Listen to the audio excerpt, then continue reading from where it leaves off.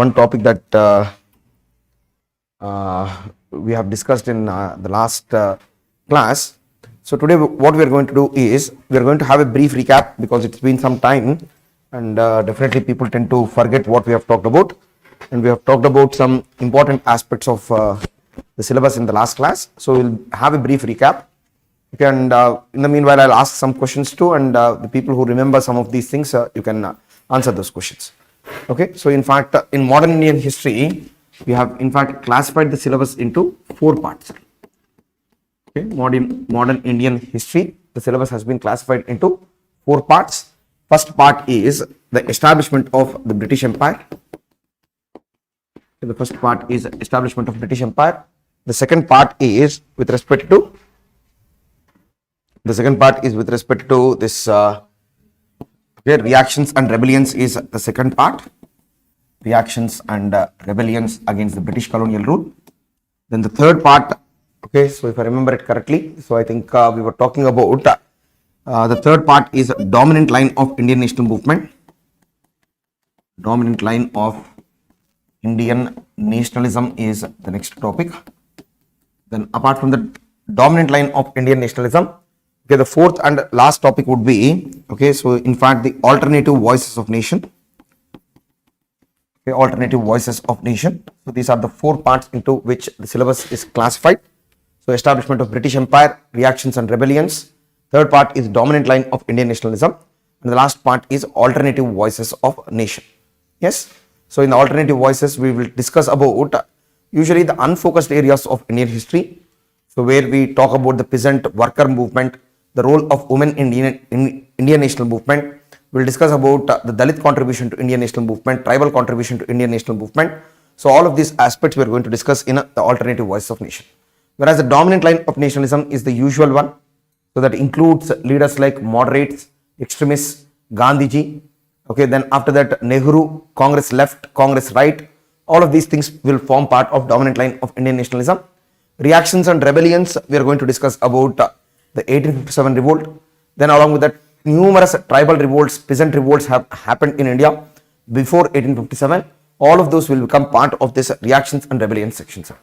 So in the reactions and rebellions itself, we are going to discuss about, because socio-religious reform movements in India is an important reaction against the British colonial rule. The most important reaction against the British colonial rule. Rebellions we have seen many, but the most important reaction, okay, because of the impact of the British colonial rule, the reaction of Indian society is in fact the socio-religious reform movements. That is one important aspect. Then the first aspect is the most prominent one, from which most of the questions in the examination come from. That is establishment of the European or the British colonial rule in India, sir. Okay, in the establishment itself we will talk about the things like, okay, the conflicts with Indian rulers, okay, like British conquest of Bengal, British conquest of Marathas, Mysore.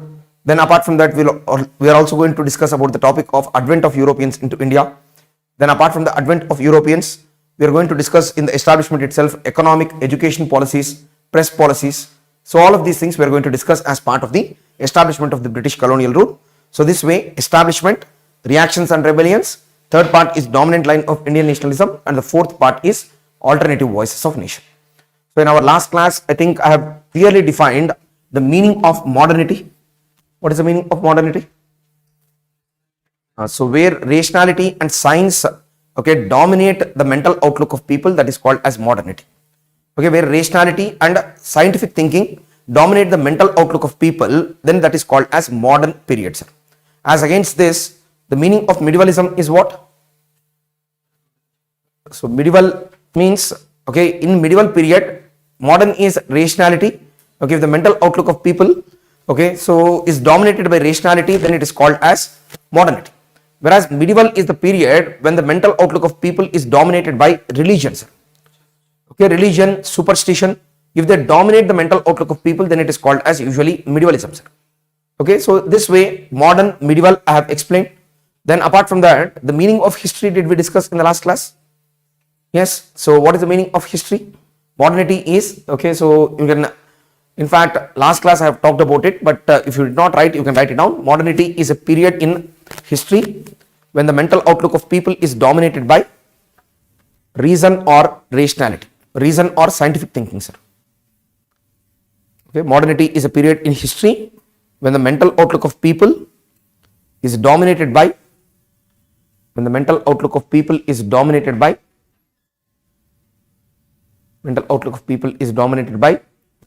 reason or scientific thinking. Is dominated by reason or scientific thinking, then it is called as modern period, sir. Then it is called as modern period. That is very important. Then when it comes to history, okay, what is the meaning of history, sir? It is a chronological record of important events from the past, sir.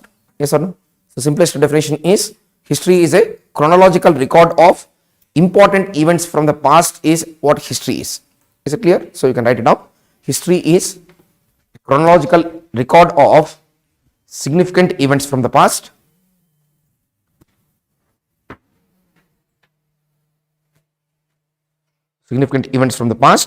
But what is significant?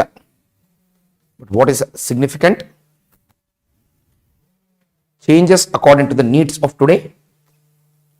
Remember this statement? I think I have dictated this also last time. So history is a chronological record of significant events from the past, and what is significant is determined by the needs of present. What is significant is determined by the needs of present. Full stop. By the needs of present. Full stop. History is considered as a continuous dialogue.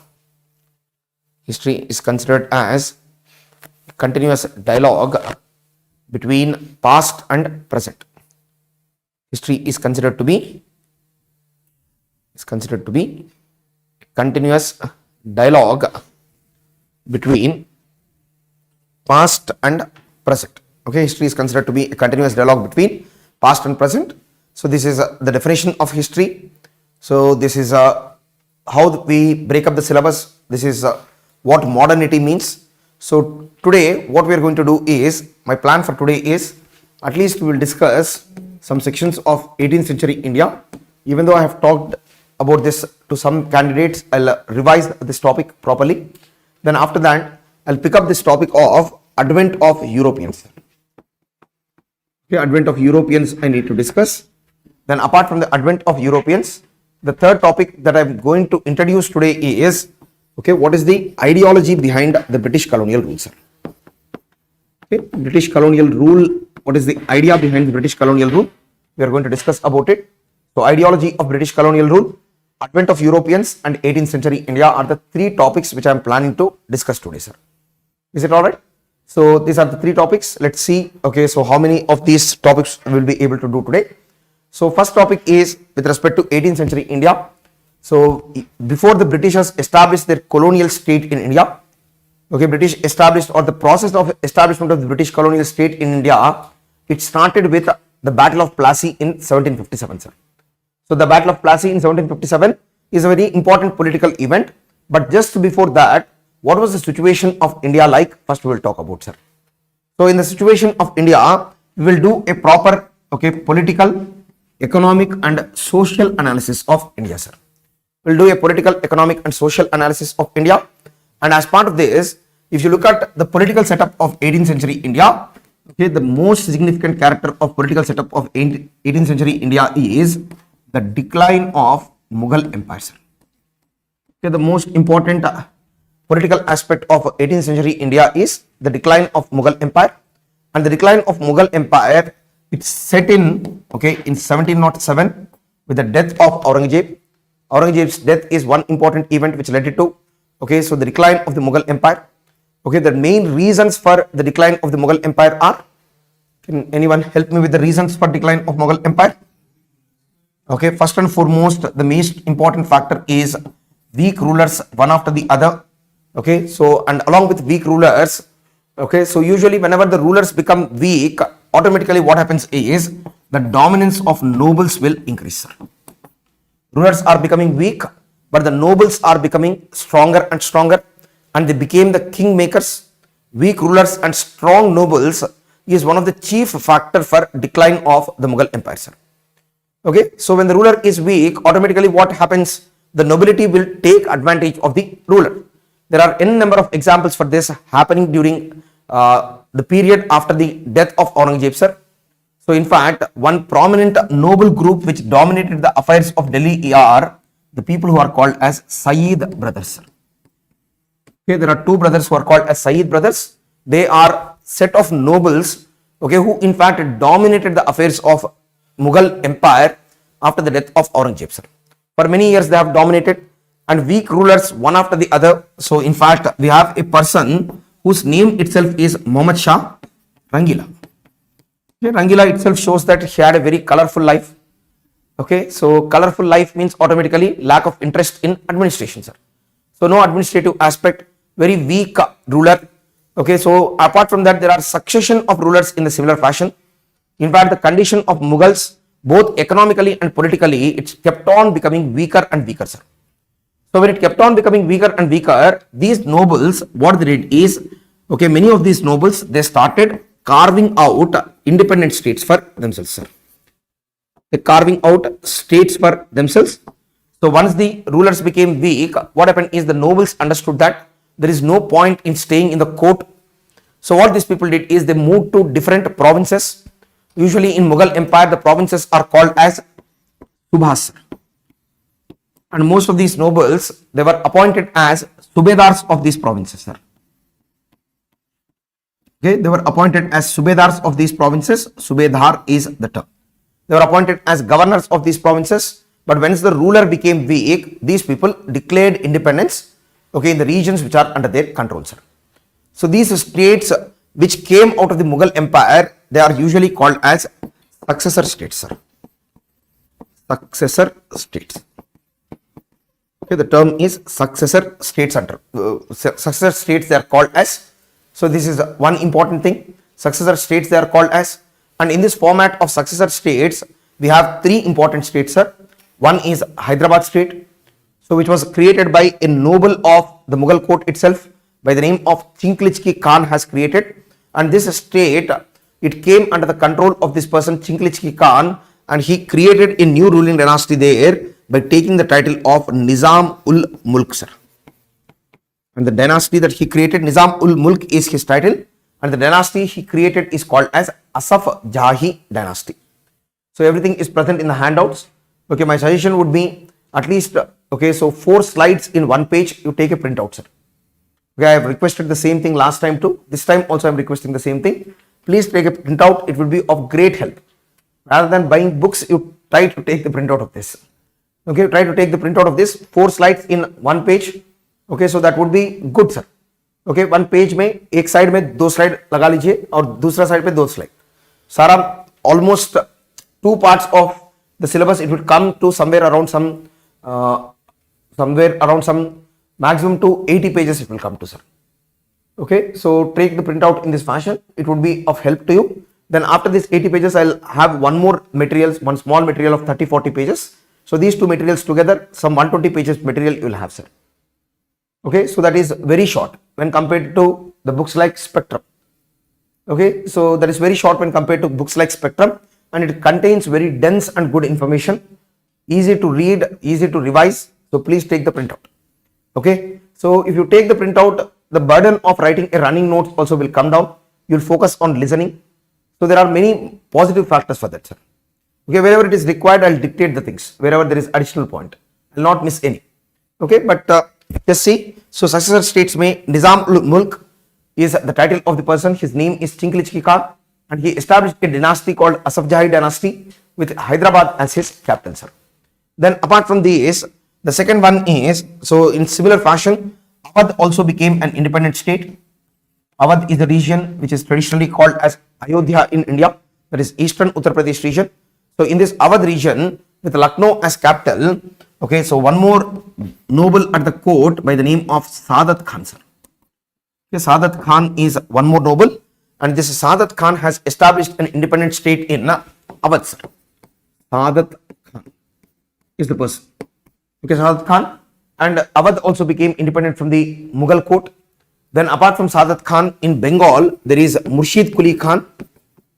Okay, Murshid Quli Khan and he also established an independent state or successor state in Bengal province. So this way, Hyderabad, Awadh and Bengal, they became separate from the Mughal rule. Then along with that, there is one more state which is called as the Carnatic state, sir. Okay, but this Carnatic state, it is having its capital at this place called Arcot, sir.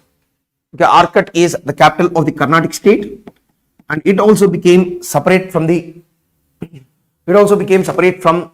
Mughal rule. Okay, but these people, they are none other than, they are the cousins of the Nizam of Hyderabad, sir. So in fact, this state is a subordinate state to Nizam of Hyderabad, sir. And it means that, so they have a state, and that state, subordinate state, is this Carnatic state. So in fact, Carnatic is also a state which is under the subordination of Nizam of Hyderabad, and their capital is this place called Arcot, sir.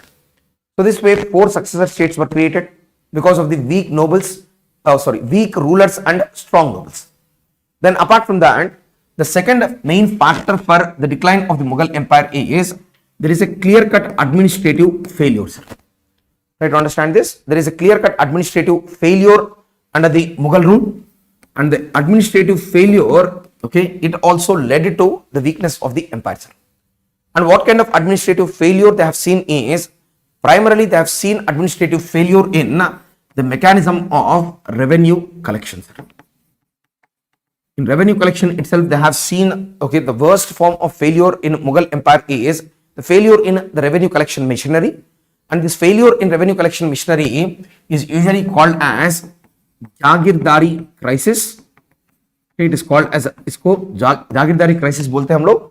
So Jagirdari crisis, or it is also called as Bejagiri, sir. Bejagiri. It is also called as Bejagiri. So, or Jagirdari crisis. Listen to this carefully. When it comes to this Jagirdari crisis or Bejagiri, it is a failure in revenue collection, sir. Because the Mughal court or the Mughal state is running on the basis of the emperor giving some land rights to the nobles. Okay, Mughal court, it was running on the basis of Mughal rulers never used to pay, or in only few cases they used to pay salaries, sir. In most cases, in place of salary, the nobles were given some land rights, sir.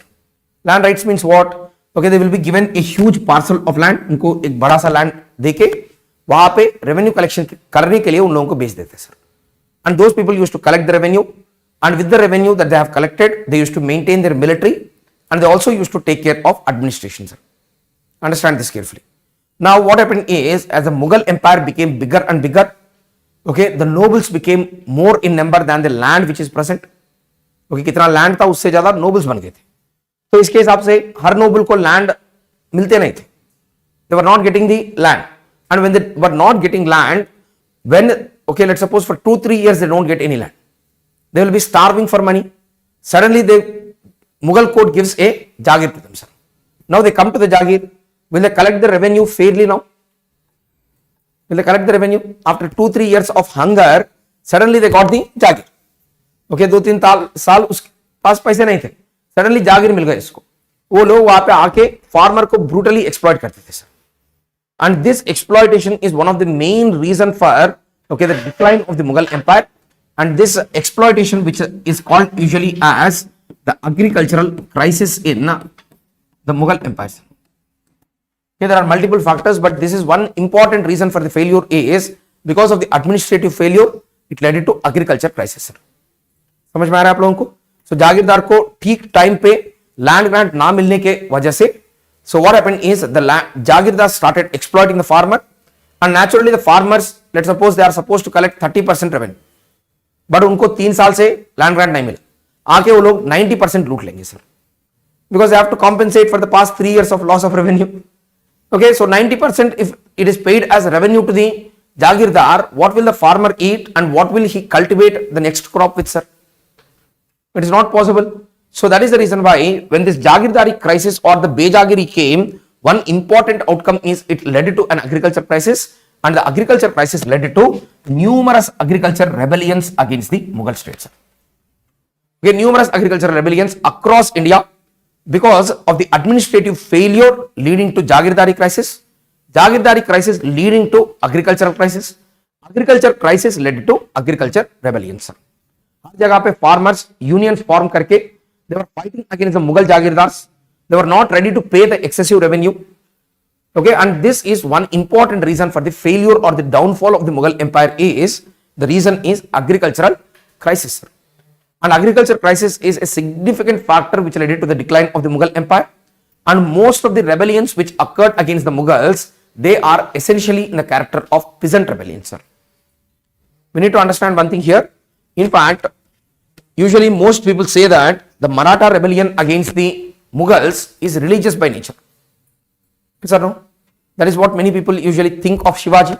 Shivaji is a defender of Hinduism against the invasion of Islam. This is the picture that usually Shivaji gets, sir. But Shivaji's armies are mainly constituted by Marathas, and all the Marathas' main occupation is what? They are essentially by the nature farmers. Even though there is a religious aspect to it, but the part of the issue or the reason for the prolonged Maratha rebellion, if it is a religious war, after the death of Aurangzeb, it should have stopped, right?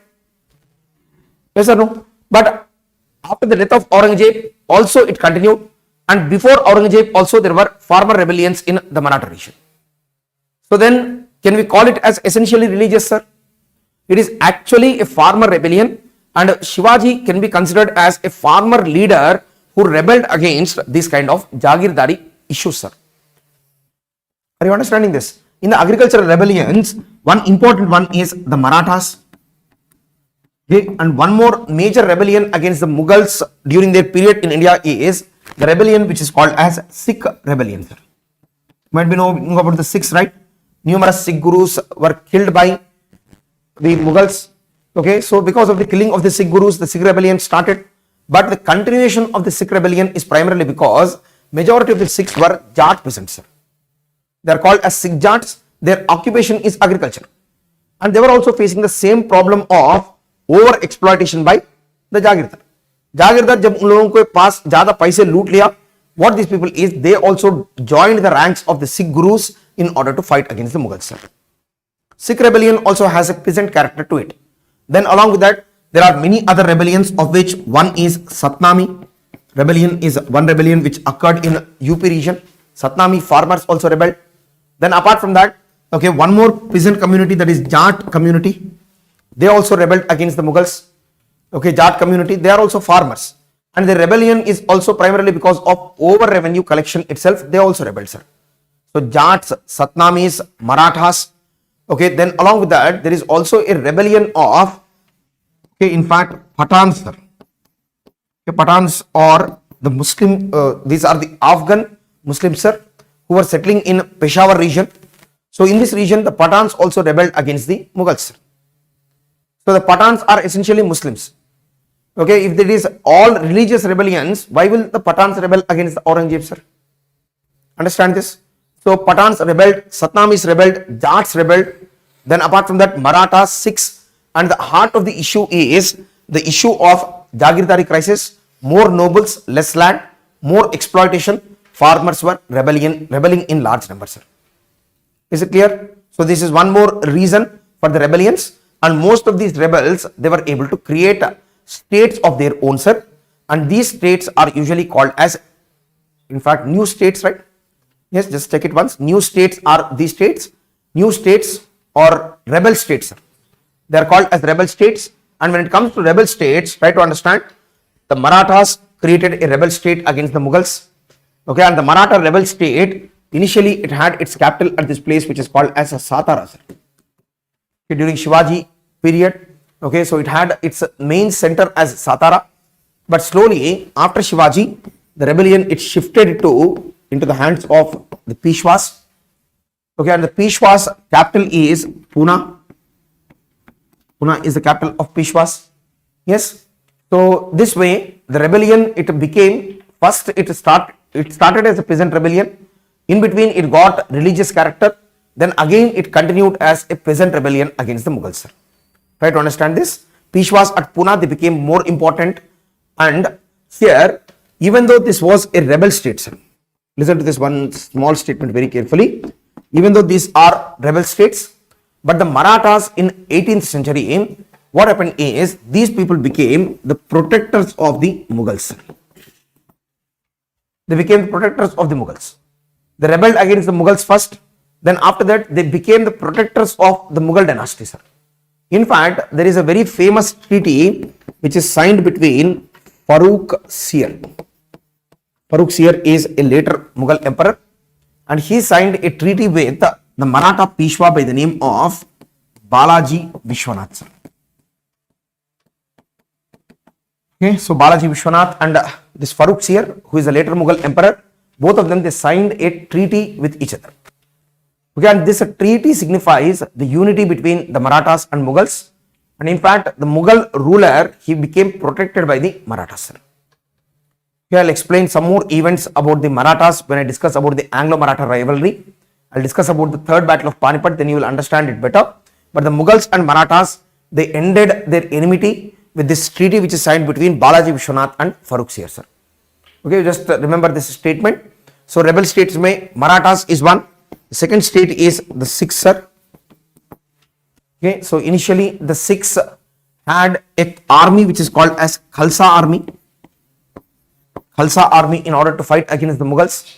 Okay, but after this Khalsa army, okay, Khalsa army was led by this person called Banda Bahadur, sir. Okay, it is led by this person called Banda Bahadur. This Khalsa army is led by Banda Bahadur. Listen to me carefully. And the Banda Bahadur, what he did is he rebelled against the Mughals. Listen to this carefully. He fought against them. He was killed by the same Farrukh Sir. Then after his death, the Khalsa movement, it got divided into this Sikh military brotherhoods which are called as Mughals. Sikhs got divided into Mughals. Try to understand this. Sikhs got divided into Mughals, and there was this person called Ranjit Singh, sir. Ranjit Singh, who united all these Mughals together once more. Okay, so and he established a Sikh empire with his capital at Lahore, sir. Just remember the capitals of these people. We'll come back to the Anglo-Sikh rivalry. Then we will discuss more detailedly about the Sikh issue. But just I am giving a brief introduction on the 18th century political map of India, sir. Okay, हमारा पहले successor states था, उसमें Bengal, Awadh, Hyderabad and Karnataka थे. Then उसके साथ साथ में rebel states थे. रेबल स्टेट्स आने का कारण क्या था? Because of the exploitation of jagirdar, sir. तो उसमें से हमको कितना स्टेट्स थे? पहले मराठास थे, तो उसके बाद में six is also one more state. Then apart from that there is also Jats also established and rebel state, sir. And the Jat rebel state, the third one, okay, it is established with its capital at Bharatpura, sir. Bharatpur is one capital of theirs, Bharatpur, and this Bharatpur region, okay, it is present in Rajasthan today, sir. Okay, do you know any significance of Bharatpur of Rajasthan? There is a very famous bird sanctuary at this place, sir. The same place was their capital, and there were leaders by the name of Churman Jat, is one leader. Okay, so he is considered to be Shivaji of the Jats is Surajmal. Churman Jat is one more person. So these people, they established a rebel state very nearby to Delhi in Bharatpur, sir. Mughal emperor is present in Churman, Churman, Churman Jat is one person's name. Another person's name is Surajmal, and these people also rebelled against the Mughals, sir. Then apart from the Jats, in the people who rebelled against the Mughals, there are also numerous Afghans also rebelled against the Mughals, sir. In fact, when Aurangzeb was present, he recruited many Afghans into his army, sir. But after the death of Aurangzeb, these Afghans who are present in the military, they rebelled understanding the Mughal weakness, and these Afghans also established two states of their own, sir. One state is the state of Farrukhabad. One state is the state of Farrukhabad, and the second state is the state of Rohilkhand. So they established two states for themselves. One is Farrukhabad and the second one is Rohilkhand. So these are present in the regions of UP and Haryana. Okay, so UP and Haryana region mein Rohilkhand and Farrukhabad are the two rebel states which were created by the Afghans. So this way Afghans were rebelling, Jats were rebelling. Then apart from that, Marathas, Sikhs. Okay, so all these people, they rebelled against the Mughals, and the primary reason is the administrative failure of the Mughals. Is it making sense? So administrative failure of the Mughals is the main reason behind all these rebellions. Okay, one weakness is weak rulers, strong nobles that led to many states. Second factor is revenue failure that also led to many states. And the third factor for the decline of the Mughal Empire is, in fact, after the death of Aurangzeb, Mughal Empire, it faced numerous external invasions. Okay, उन लोगों के ऊपर बहुत सारे external invasions हुए थे. And in the external invasions, try to understand this. There was invasion by this famous Persian emperor by the name of Nadir Shah. Okay, in fact, he invaded India in 1739. Okay, so and he fought against this ruler in India, that is Muhammad Shah, the same Rangila sir. So Muhammad Shah Rangila. Okay, so he had a, so definitely he is more interested in the color and spices of life rather than in administration or warfare, sir. So because of which Muhammad Shah Rangila was brutally defeated by Nadir Shah in 1739. This battle has happened, sir. And because of this battle, what happened is Nadir Shah, he conquered Delhi and he looted it of its wealth, sir. In fact, the Mughal court is one of the world's richest court at that point of time. Okay, but any weak ruler will not be able to protect his riches, sir. So because of which all these riches were looted away by Nadir Shah in 1739, and he fought a very famous battle which is called as Battle of Karnal, sir. The battle's name is the Battle of Karnal, and in this battle, okay, Muhammad Shah's armies, they were defeated by Nadir Shah, and the main reason for invasion of Nadir Shah is, okay, this Nawab of Awadh, okay, Sadat Khan is there, right? So I told about Sadat Khan. The same Sadat Khan, he invited Nadir Shah to invade over India, sir. Okay, he invited Nadir Shah to invade over India because he had some enmity against Muhammad Shah Rangila. So because of which he invited the foreign invader to come in, sir. Okay, so this is the case with Sadat Khan's invitation to Nadir Shah. We need to know this fact. Then after Nadir Shah has laid the route to attack India and to loot from India, he is followed by his successor by the name of Ahmad Shah Abdali, sir. He is an Afghan man and he was originally a military commander of the Persian Shah, and taking advantage of the new invading route, this person, he in fact raided India nearly 13 times. He has raided, sir. 13 times he has raided India and he looted the northwest of India thoroughly and completely. And in order to stop these invasions of Ahmad Shah Abdali itself, the Marathas in 1761, they fought a battle which is called as the Third Battle of Panipat, sir. And the Third Battle of Panipat by the Marathas, it was fought in order to protect the Mughal emperor from Ahmad Shah Abdali's invasion, sir. Try to understand this. The enemies, that is Marathas and Mughals, they became friends in order to stop a foreign invader. And when Ahmad Shah Abdali invaded, okay, the Marathas tried to defend the emperor from the foreign invaders, sir. But in this battle they lost. Okay, so they lost this battle. So after that the Maratha power also became a little weak. So all of these things we need to keep in mind with respect to Ahmad Shah Abdali's invasion, sir. Then along with that, one more important aspect is, okay, so what we need to understand that the Portuguese came to India in 1498, sir. Okay, the Portuguese came to India in 1498 and the Mughals came to India in 1526, sir. Okay, so in fact, we traditionally tend to think that the Mughals are older, whereas the Europeans came later, sir. But into India, the Portuguese came before the Mughals themselves, sir. And from the time of Portuguese in 1498 itself, almost the entire region of Indian Ocean, it went out of the control of Indian rulers, sir. Indian Ocean was not under the control of the rulers. Okay, Mughal Empire was primarily a land-based empire. It was never able to challenge the Europeans any time on the ocean, sir. There was no challenge to the Europeans on the ocean. In fact, Indian Ocean was not under the control of India from 16th century itself. It is not under our control, sir. 16th century से हमारा control के बाहर थे वो, and Mughals also never were able to establish their control over the ocean. So Mughal Empire is primarily only a land-based empire, sir. And the Europeans controlled the ocean. Initially the Portuguese, later the English, and after that sometime Dutch also controlled the Indian Ocean region. So these people were controlling the Indian Ocean, but the Mughal rulers were never able to control the Indian Ocean region, sir. Try to understand this carefully. And along with that, the Europeans also established numerous strategic port towns for themselves across the Indian coastline, sir.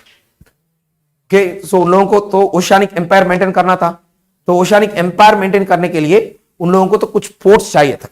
Okay, so which are on land. So because of which they set up numerous strategic port towns. So of which the Portuguese had, okay, the control over Goa. Then the French had control over Pondicherry region. Then the Dutch had control over this region called Machilipatnam. Okay, and the British had control over many port towns, of which Calcutta was the most prominent one, sir.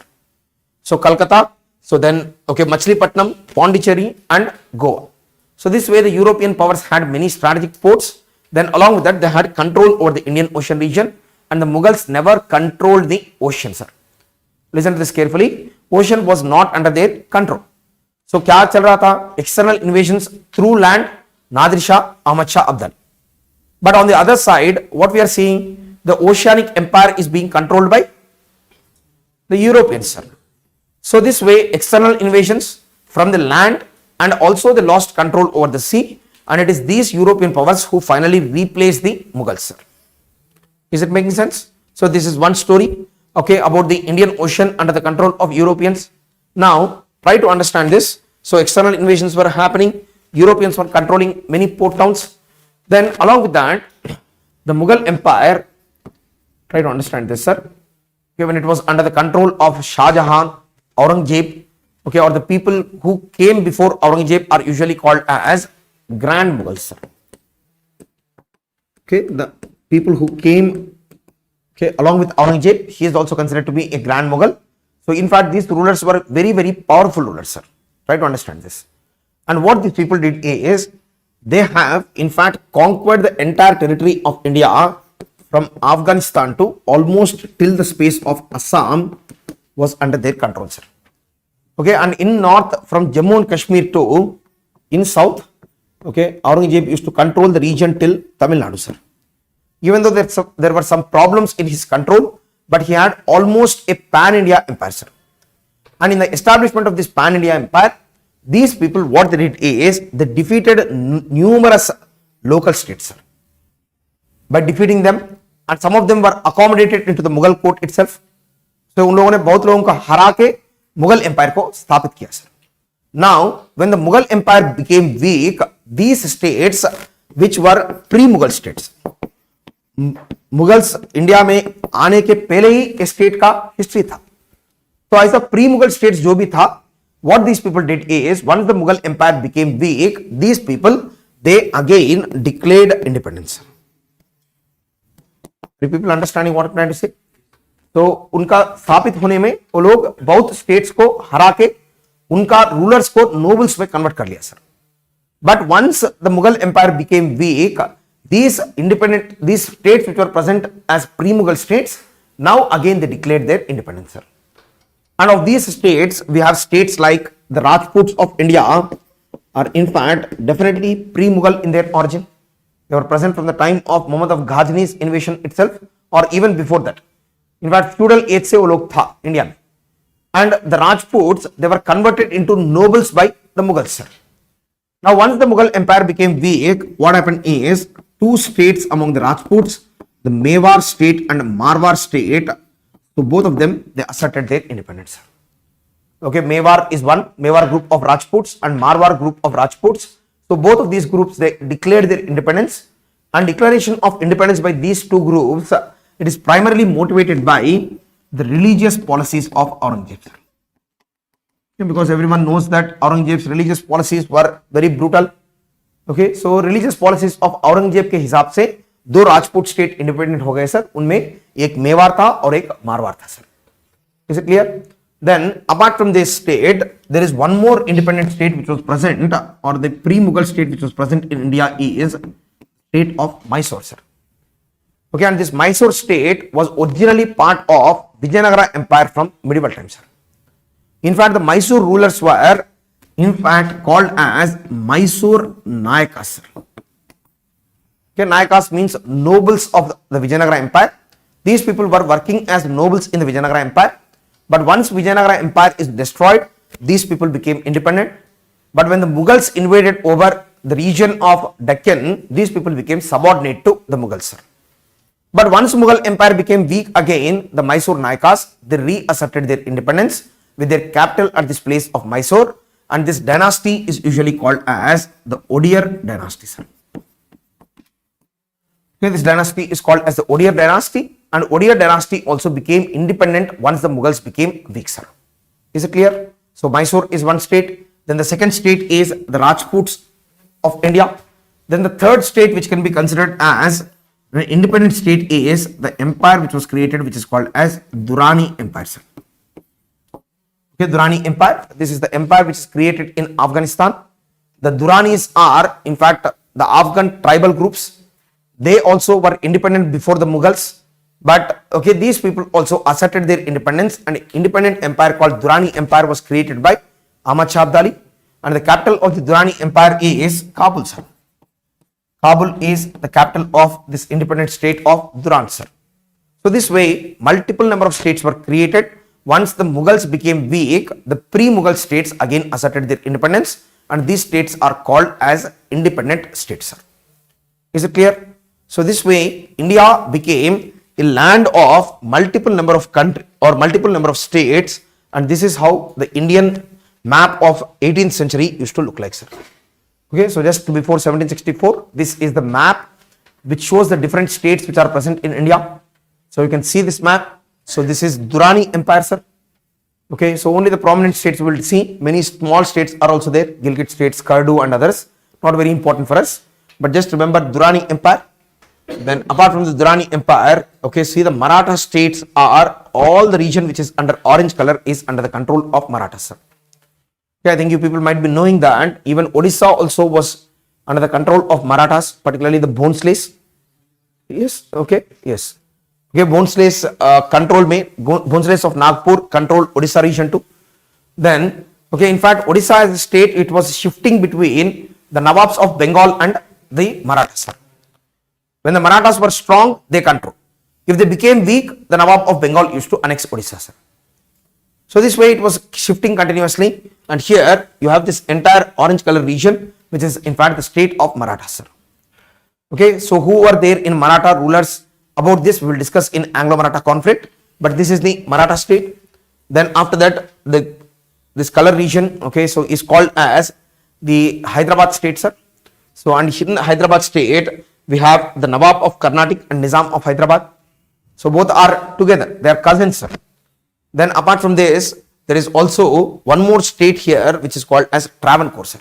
Please highlight that state. That is also an independent state, so which was present in pre-Mughal times itself. But when Mughals became dominant, they came under their control, sir. And in this Travancore state, the most prominent ruler is a person called Marthand Varman, sir. Okay, and he is considered to be the first Asian ruler, okay, to have defeated an European power, that is Dutch, in a naval battle, sir. Okay, in a naval battle, it means that on sea battle, he is the first Asian ruler who has defeated the Dutch, okay, or a European power in naval battle is this person called Marthand Varman, and he fought a very famous battle which is called as Battle of Kolachal, sir. Did I tell about this in last class? So Battle of Kolachal. So he is the one who defeated the Dutch or the Europeans for the first time. So Marthand Varman of Travancore, sir. Okay, so then apart from Marthand Varman of Travancore, we can see the Mughals who had a pan-India empire earlier. Now their empire got confined to a very small region, sir. Even in this region also, in this map it is not showing, but Rohilkhand and Farrukhabad were present within the Mughal states, sir. इतना छोटा था, इसमें और दो states था, okay, Rohilkhand and Farrukhabad. Then उसके साथ साथ में there is Nawab of Awadh, Nawab of Bengal is there. Okay, so then after that there is Sikh misls. This is the sixth state with Lahore as its capital. Yes, so then these are the important states which were present, sir, the Rajput states of this region, Mewar and Marwar. Okay, but they became subordinates to the Marathas, sir. Both of them became subordinates to the Marathas. And if you see, in 18th century, the Marathas had the largest state. That is the reason why 18th century is also called as Maratha century, sir. इसको हम लोग Maratha century भी बोलते हैं क्योंकि Marathas had the largest empire in 18th century. So that is the reason why Maratha century बोलते हैं इसको. So then apart from that, I think I have made you identify most of the states which are present. So this way, okay, what happened is the Mughal Empire's weakness, it led to creation of numerous states, sir. So even the Nawab of Sindh also became independent state. Okay, Nawab of Sindh also became independent state under the leadership of the rulers who are called as Amirs, sir. तो इसमें तो यहाँ पे आमिर्स रहते थे and the Amirs had their capital at this place in Sindh province which is also called as Hyderabad, sir. Okay, Sindh में भी हैदराबाद था और यहाँ पे भी हैदराबाद था. So सिंध हैदराबाद का रूलर्स जो थे उनको आमिर्स बोलते थे, sir. All right. So this way they created numerous states of their own, sir. Okay, this is the political condition of 18th century India, and the reason for creation of this political condition is death of Aurangzeb, replacement by weak rulers and strong nobles. Then administrative failure is the second factor. Third factor is religious policies of Aurangzeb itself is one more factor for decline of the Mughal Empire. So in fact, if you look at it from a very big perspective or from a very good angle, then only these three factors are at the heart of the decline of the Mughal Empire, sir.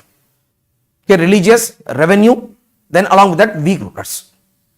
Are you understanding this? So these are the main factors because of which the Mughals declined and 18th century politically India became, okay, divided into so many states, sir. Okay, so when I was discussing about this last time, I think I dictated one question. Yes or no? 18th century India is haunted by the spectre of a fragmented polity. Okay, so you can write the answer for that question now. Okay, so 18th century India is, please write down the question. Is it there in the handout?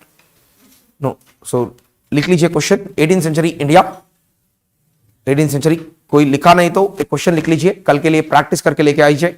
You please bring it by practicing. This time I am requesting every one of you to write answers. Okay, last time only few students have written. Please write the answers. Okay, bring them to class. I'll see them, evaluate them, and give you some good suggestions, sir. Definitely, you are not going to lose anything out of it. You are going to gain only. तो 5-10 minute में question का answer लिख के आने के बाद आपको जरूर I will definitely give very good input, sir.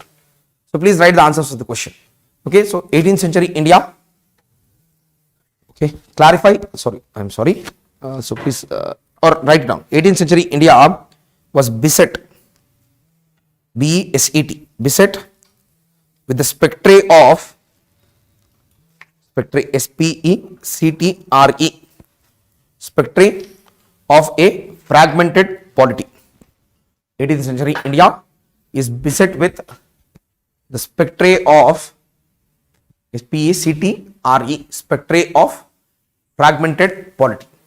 Okay, that is a statement, sir. 18th century India is beset with the spectre of a fragmented polity. So in fact, you should be able to write the answer for this question based on whatever things that I have discussed now, sir. Is it clear? Okay, so this was the political situation of India. And in fact, apart from this political condition, if you look at the social condition of India, again, there were numerous problems in Indian society. Okay, because Indian society in 18th century, it was living under medievalism, sir. Okay, medievalism means domination of religion and superstition. Okay. So Assam में उन लोगों का, okay, so in fact southern Assam came under their control, even though they were defeated during the time of Aurangzeb by a Ahom army, but southern Assam till the river Brahmaputra was under their control, sir.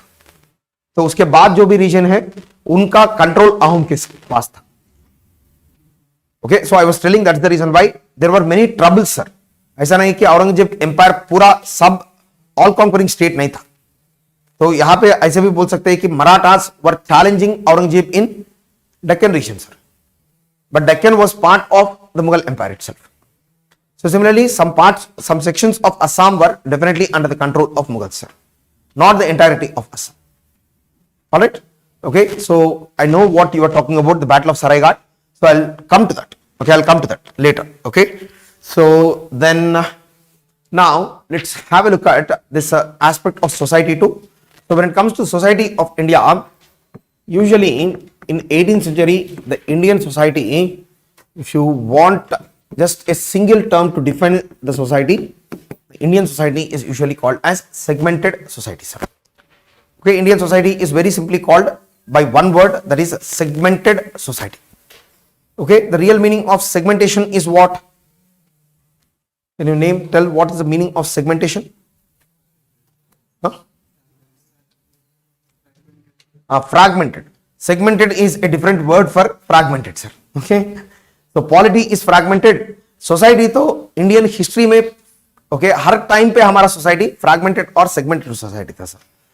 And the reason for the segmentation in Indian society is India is divided both vertically. Okay, vertically means there is hierarchy in society. Whichever place you go to, you find a hierarchy. Then apart from that, in Indian society, there are numerous horizontal divisions are also present in the society, sir. Two divisions. One is called as the vertical divisions of society, and the second one is called as horizontal divisions of the society, sir. Okay, vertical divisions में हमारा सबसे important vertical division था, okay, so varna jati. Okay, rather than using the Portuguese term caste, it would be better for us to use the term varna jati, sir. Okay, caste is not an Indian term; it is a Portuguese term. In India, the caste system is overlapping with a system which is called as varna system. So it is better to call this system as varna jati system. That is one important vertical division, sir. और उसके साथ साथ में और कोई vertical division था, okay, people up and down division.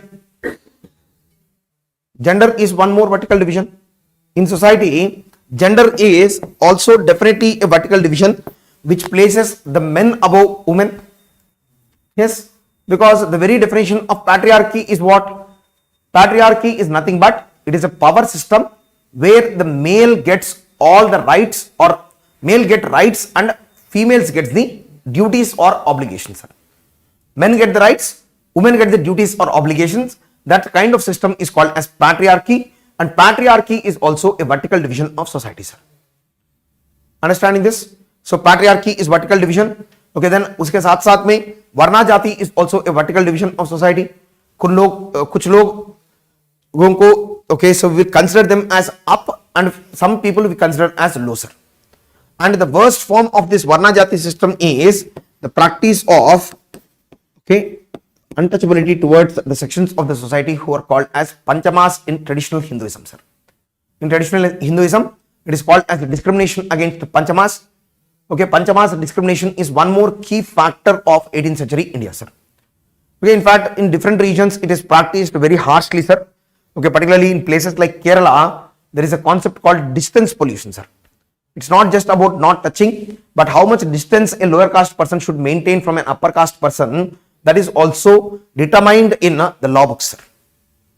Okay, so very harsh practices of discrimination against untouchables or panchama sections of the society is one more vertical division in society. Then उसके साथ साथ में और कोई vertical division है क्या Indian society में? Okay, one more vertical division is Indian society definitely had at this point of time also one more division, which is class division. The rich are living in a very prosperous lifestyle, sir. But in Indian society, majority of the people used to live okay, at a very existential level. Okay, just bare minimum they were able to meet. And class is also one important social or vertical division in Indian society is class.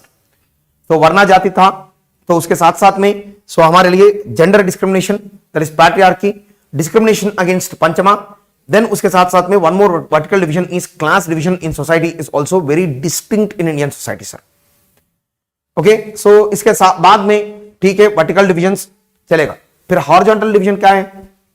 What is horizontal division in Indian society? Means that the people are equal, but they are not interacting, or they are present in different groups. Huh? Religion is one important horizontal division of society. In religion, is there anything like one religion is superior, other is inferior? Even though people might have these ideas, but in society's practice, you don't have this kind of thing, right? Okay, so सबको दिमाग में उनका खुद का religion ही सबसे superior है. तो इसलिए सबको हम लोग एक ही लेवल पे ला लेते हैं, sir. So in fact religion is one important horizontal division of Indian society, sir. Then religion के साथ साथ में one more horizontal division of Indian society is the practice of language. Because different language groups are also equal, but they are separate from each other. तो language एक difference था. Then उसके साथ साथ में रिलीजन एक डिफरेंस था. Vertical division था जाति वर्णा में. Okay, all of these divisions are present in Indian society, and in any kind of segmented society, usually the concept of nationalism would be completely absent, sir. Is it true or not? Nationalism will come in a society which has the bonds of fraternity between the people, sir. Okay, लोगों के बीच में brotherhood का concept है तो तब nationalism बनेगा. लेकिन यहाँ पे brotherhood is in fact confined to my own caste, okay, my own gender, my own language, my own religion. So if we cut the society in this fashion and the brotherhood is confined to only a very narrow section, then automatically what will happen is there will not be any concept of nationalism which will be present in society, sir. So one major lapse of Indian society during 18th century is absence of nationalism, whereas this was the strength of the European society. Europe में ऐसा segmentation नहीं है society में, क्योंकि सब लोगों का religion एक है, लैंग्वेज एक है, not all Europeans but the countries in Europe. Okay, because of which reason, okay, they were able to create this sense of nationalism. But in Indian society, creation of nationalism is impossible primarily because the society is highly segmented society, sir. समझ में आ रहा है आप सबको? So nationalism was not possible because of the segmentations in society. Then along with that, in Indian society, I told you that the society was living in medieval time, which means that religion dominated every walk of life, sir. It's not just about religious affairs. Okay, अभी भी religious domination है, लेकिन पर it is on religious affairs, religion is dominating. But in medieval time, religion is dominating not just religious affairs, even the secular affairs of people's life are also dominated by religion, sir. समझ में आ रहा है आप लोगों को? So secular aspects means what? Non-religious things are also dominated by religion. When non-religious things are dominated by religion, what will happen is this will promote usually the ideas like blind faith. Then along with blind faith, there will be in society an aspect of irrationality. Okay, so आपको कुछ बड़ा crisis आ गया. You should first and foremost apply your reason, rationally think why the crisis has happened and try to resolve it. But अगर crisis आ गए तो immediately ये मेरा कर्मा है, लिखे हुआ आया मैं, okay, so this is written on my forehead. तो ऐसा अगर आपका सोच है तो is there any possibility of progress there, sir? समझ में आ रहा है आप लोगों को? So why religious domination is in fact will hinder the society is because religion promotes the ideas of blind faith, irrationality, and once irrationality dominates the society, then automatically what happens is progress becomes very difficult, sir. समझ में आ रहा है आप लोगों को? सो किसी को कोई डिसीज आ गया तो उसको रेशनली एनालाइज करके वो डिसीज को ट्रीट करना है, नहीं तो भगवान का शाप है बोल के, ओके, अगर आप लोग ओके आप भगवान के शाप है बोल के आप कहीं पे, okay, so you become secluded from the society, then the religion can it be cured at any point of time, sir? It can't be cured, sir. So that is the reason why when religion dominates the society, progress becomes very difficult, sir.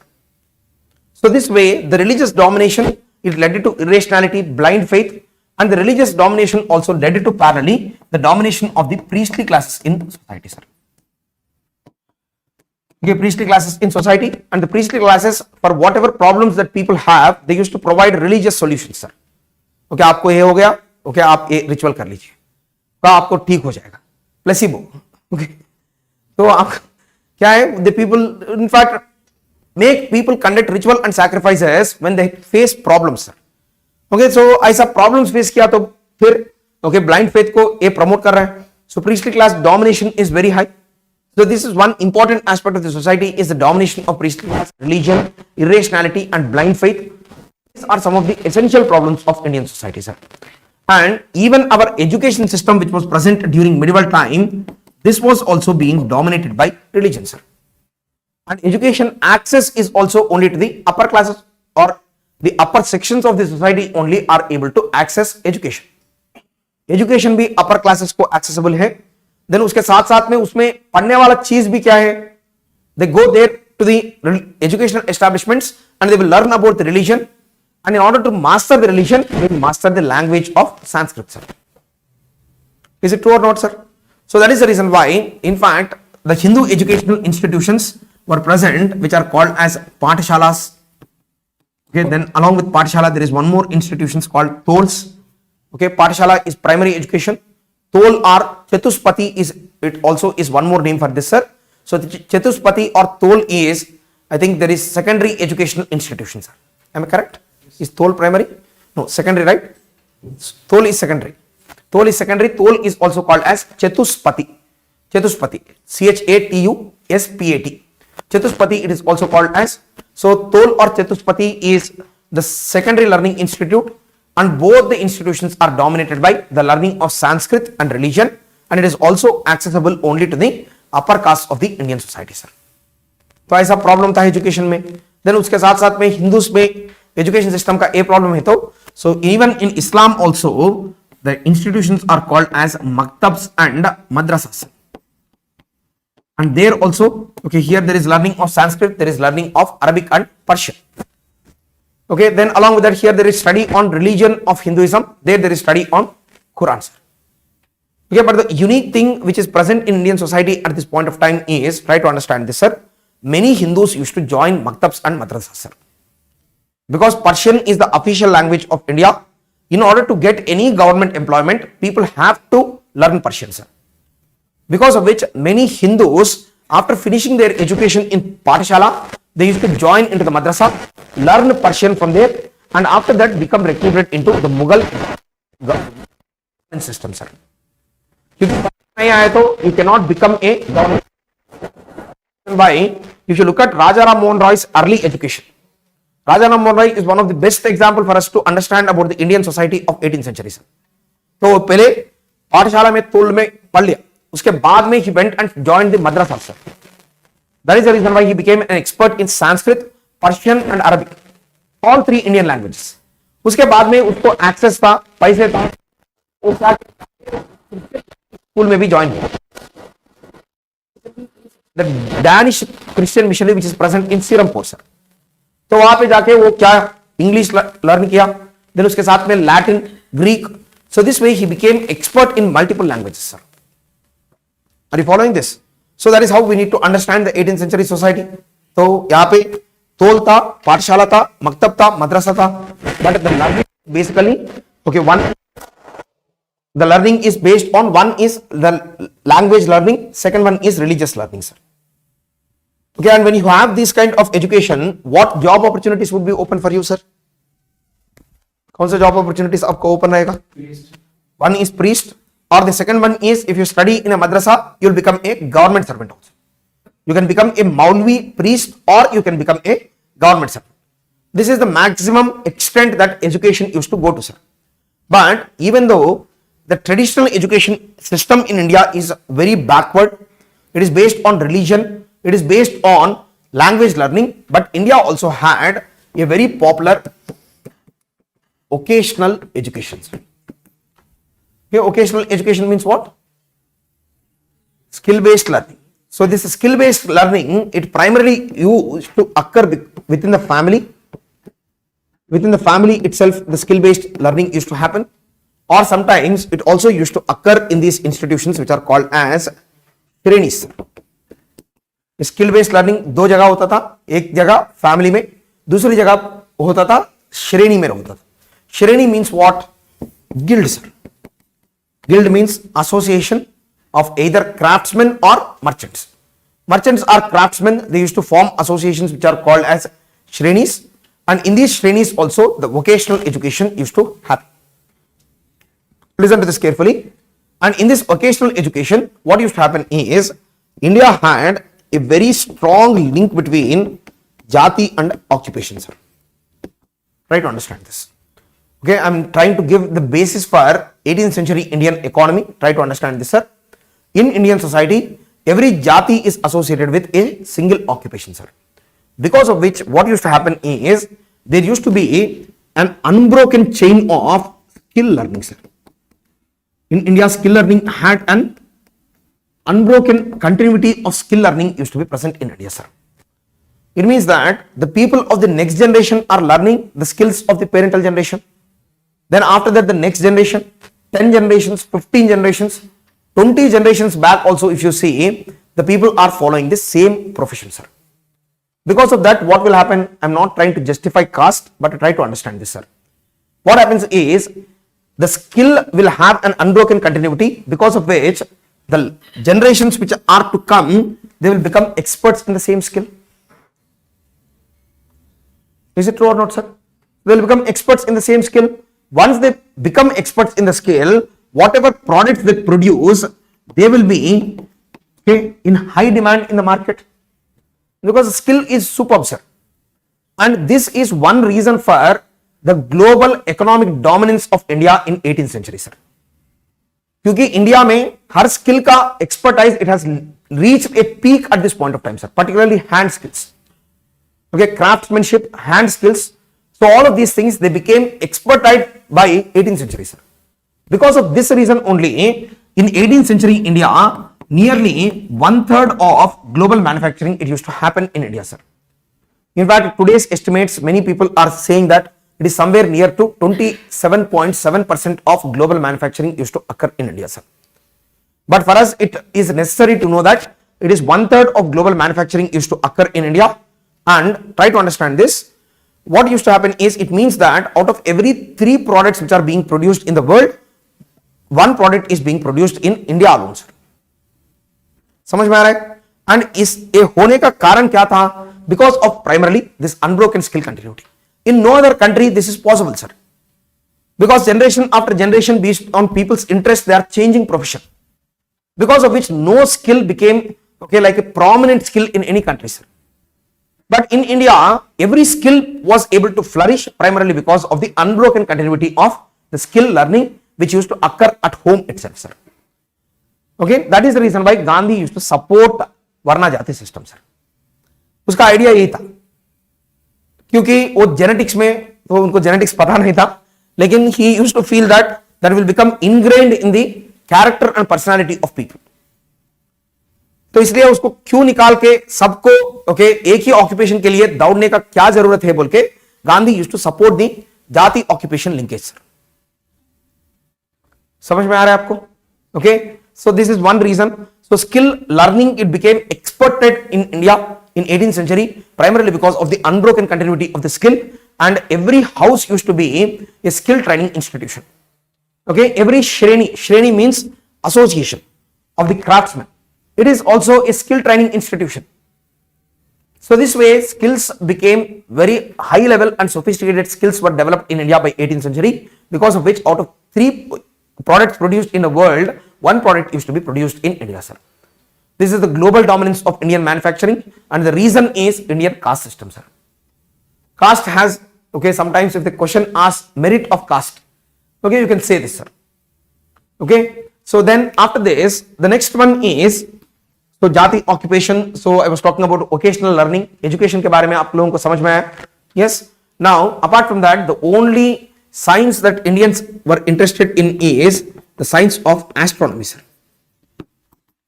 Okay, and along with astronomy, there is also this science of Ayurveda, and Indians are always, okay, so experts in Ayurveda. The only 2 sciences, okay, that we had was astronomy and Ayurveda, sir. Okay, but Ayurveda, it has its merits, demerits, leave it be. But astronomy we used to study primarily because Indians had a great fascination with astrology, sir. Indians had great fascination with astrology. So astrology is what? What is the meaning of astrology? Study of stars is astronomy. Study of planetary objects is called as astronomy. Astrology is study of the effect of the planetary bodies on human life is astrology, sir. Astronomy is a science. Astrology is a nuisance, sir. So study of planetary objects is definitely science, but studying the effect of those planetary bodies on human life is definitely, it is considered as a pseudoscience or nuisance, sir. But in India, the focus on astronomy is primarily for the sake of astrology. Astronomy क्यों हम लोग सीखते थे? क्योंकि in order to predict and become a ज्योतिष, sir. Okay, कौन सा आपको रिंग पहनना है, ओके, इसका इफेक्ट आपके कैसा होगा, ओके, ये सब चीज बात करते हैं बहुत लोग. तो आपका शनि ग्रह इस स्थान में, उच्च स्थान में है, नीच स्थान में है, तो ये सब बातें क्यों करते हैं? Because they are predicting the effect of the planetary bodies on human life, sir. So in India there was a great fascination for astrology, sir. And in fact in India there is a king by the name of Sawai Jai Singh, sir. इसके बारे में सुन लीजिए. वो later Mughal ruler Mohammad Shah Rangila के court पे था. Okay, उसका नाम था सवाई जय सिंह इज हिज नाम. Okay, and this Sawai Jai Singh, उसको भी एस्ट्रोनॉमी पे बहुत फैसिनेशन था, सर. ओके, सबने सोचा कि he is considered to be an astronomer king of India, ऐसा कुछ टाइटल भी दे दिया उसको। ओके, सो उसने बहुत जगह जाके जंतर मंतर बोल के बहुत स्ट्रक्चर्स कंस्ट्रक्ट किया। सो ही in fact observed the spatial objects, how they are moving. Okay, but his interest in astronomy is also primarily for the sake of astrological purposes, sir. His astronomy interest is not pure scientific interest. वो जंतर मंतर, वो सब structures का final aim is to create good astrological tables is the purpose of constructing all these structures, sir. Okay, and the Savai Jai Singh, he is also the person who established the city of Jaipur, Pink City. Okay, so then the same person is the one who in fact constructed astronomical observatories at 5 places in India, sir. So there are jantar mantars at 5 places I have given in the handout. One is Delhi, then uske साथ साथ में there is one more at Jaipur, then one more is present at Mathura is one, Ujjain is one more, then apart from that Varanasi. I'm not sure of Varanasi, just check the handout. Varanasi is correct. Savai Jai Singh Jantar Mantar, is it given in the handout? No, है ना?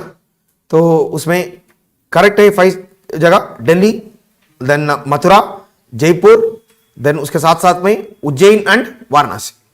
सो 5 centres में वो Jantar Mantar construct किया sir. Is it not there in the handout? तो printed handout में है कि नहीं, है ना? ओके, सो प्रिंटेड हैंडआउट में है तो ठीक है, आप लोगों के हैंडआउट में नहीं है। ओके, आपका थोड़ा ओल्ड वर्जन का हैंडआउट आप लोगों ने प्रिंट कर लिया। मैंने लास्ट टाइम जब आया था तब से आप तक थोड़ा अपडेट किया था उसको, तो अभी मैंने जो भेजा था ना कल, ओके, उसको प्रिंट आउट लेने के लिए आप ट्राई कर लीजिए। But even this is also fine, just additional points here and there, 2-3 points will be there, not more. Okay, so now सुन लीजिए इसके बारे में। तो एस्ट्रोनॉमी के इंटरेस्ट किसके पास था? वो Sawai Jai Singh is the person, the founder of the city of Jaipur. Then उसके साथ साथ में 5 places he has constructed Jantar Mantars in India, sir. Okay, but the focus is on astrology. So this way, so India sciences are also dominated by religion. So Ayurveda is also dominated by religion. So this way, so this is the case with the Indian society, sir. Okay, then along with that, from almost the ancient times in India, one key factor of Indian society is there is a system which is called as Jajmani system. I think I have explained this system in my last class too, but just briefly I'll talk about this system, sir. This is a system which is at the heart of the self-sufficiency of Indian villages, sir. We are at the heart of the self-sufficiency. Self-sufficiency means what? Self-sufficiency means what? Atmanirbhar Bharat. Okay, Atmanirbhar means you should not be dependent on outsiders. Whatever you require, you have to produce within the village. Okay, that is the idea of self-sufficiency. And the self-sufficiency could work in Indian villages primarily because in every village there will be farmer community is one community, sir. Because village's main activity is what? Farming. Then along with these farmers, there will be numerous service castes in each village, sir. Okay, her village में numerous service castes will be there, and these service castes they are going to, okay, in fact usually it is said that every village will have 8 service castes, sir. Okay, 8 service caste रहते थे, और वो लोग उनका काम जो भी है they used to do it and they used to provide the services for the farmers for free, sir, without expecting any money. Understand this carefully. In fact, they used to give their services as gifts to the farmers. Let's suppose village barber is there. He'll do the haircut for all the farmers in the village without expecting any money in return, sir. Similarly, washerman is there. He will wash without expecting anything in return. Blacksmith will do the work of blacksmith, iron production, without expecting any money. So this way, numerous service castes used to be present, and all of them they used to provide their services as gifts to the farmers. Okay, but the thing with gifts is always there is an expectation of return gifts. Okay, no gift is ever free. Okay, gift कभी free नहीं होता sir. Gift को obviously there is a hidden obligation beneath the gift, that is you have to give a return gift. And similarly, the farmers do what? Okay, they do agriculture. So at the end of agriculture season, out of whatever food grains they produce, they have to give a share of the food grain to every service caste in the village, sir. Are you following this? This system is called as gift exchange system, and the same gift exchange system is also called as Jajmani system, sir. तो यहाँ पे क्या होता है? Service caste give the services as gift the farmer will give part of their produce as gift to the service caste, sir. और इसके हिसाब से without the need for money, गांवों में तब पैसे नहीं रहते थे, without the need of any money, without any dependency on the outside world, the villages used to live an isolated and self-sufficient existence, sir. Okay, so and in fact, people also say that this is one reason why India is the only living civilization in the world, sir. Let me put it across this way. Okay, India is considered to be a living civilization. The meaning of living civilization is what? There is an element of continuity in India. Okay, it means that from Indus Valley civilization today to some cultural practices, they are continuing without any breaks. How could these cultural practices continue when so many changes are occurring in the outside world? The only place which refused to change is the Indian village, sir. Because the Indian village is not dependent on the outside world. And they became the places where the Indian culture survived and it sustained itself, sir. समझ में आ रहा है? Okay, India को living civilisation हम लोग बोलते हैं अभी, और लिविंग सिविलाइजेशन होने का कारण primarily the reason is because of the Gram Swaraj of India, and this is the Gram Swaraj, sir. Okay, बाहर कोई किसी पे डिपेंडेंसी है तो उनका फोर्स पे आप आ जाते sir. Okay, or you come under their pressure, but you need not come under the pressure of any person from the outside world, primarily because whatever you require is being provided in the village itself. And this Gram Swaraj led to the cultural sustenance of India, sir. Whatever forces might have come into India, let's suppose Islam has come, then उसके बाद में Christianity has come, उसके पहले numerous invaders have come into India, sir. All of them primarily targeted the kingdoms, kings and urban areas, sir. They were able to bring about many changes in urban areas, but despite of the changes, the places which remained the same way are the villages, sir. और क्यों villages ऐसे ही रहा? Primarily the reason is because of the Jajmani system. They did not change. They preserved the Indian culture, and they are the reason why Indian civilization is usually considered as a living civilization, sir. समझ में आ रहा है आप लोगों को अभी? Yes. So that is the reason why Gandhi used to always say that India lives in its villages, sir. Why? Because India has in fact survived because of its villages only. In fact, Gandhi was supporter of Jajmani system, Varna Jati system. Whatever social practices were present in India, Gandhi used to support all of them. We will discuss more about Gandhi with time, sir. But when Gandhi said that, okay, India lives in its villages, in fact, Dr. B.R. Ambedkar, he made a statement saying that, okay, where India lives, there the Dalit dies, sir. Okay, so आदमी बोला कि India lives in its villages. तो अंबेडकर उसको return statement बोला कि where India is living at the same place the Dalit is dying. So this is how Dr. B.R. Ambedkar and Gandhi's differences also emerge on their opinion about 18th century India. एक आदमी को यहाँ पे the best form of Indian culture दिख रहा है गांधी को, अंबेडकर को the worst form of Indian culture is visible in 18th century India. Are you understanding this? So this is the difference between these two people. So we'll discuss more about them. High possibility question, very important theme in Indian history is the differences between Gandhi and Ambedkar, sir. समझ में आ रहा है आप लोगों को? क्योंकि वो लोग किसी एक चीज पे भी एग्रीमेंट नहीं हुआ उनको, हर चीज पे गांधी कुछ बोलता था और उसको अंबेडकर उनके गाली देते थे. Okay, so very good statement. India lives in its villages means where India lives, there the Dalit dies is one important retort, sir. Okay, so Gandhi ji used to call these things as Gram Swaraj, rural republic. ऐसा बहुत अच्छा नाम दिया उनको. Okay, but at the same place, Ambedkar, he used to in fact criticize all these aspects, sir. Because Gandhi's vision of Indian society is, okay, in fact, very idealistic vision, sir, romantic vision.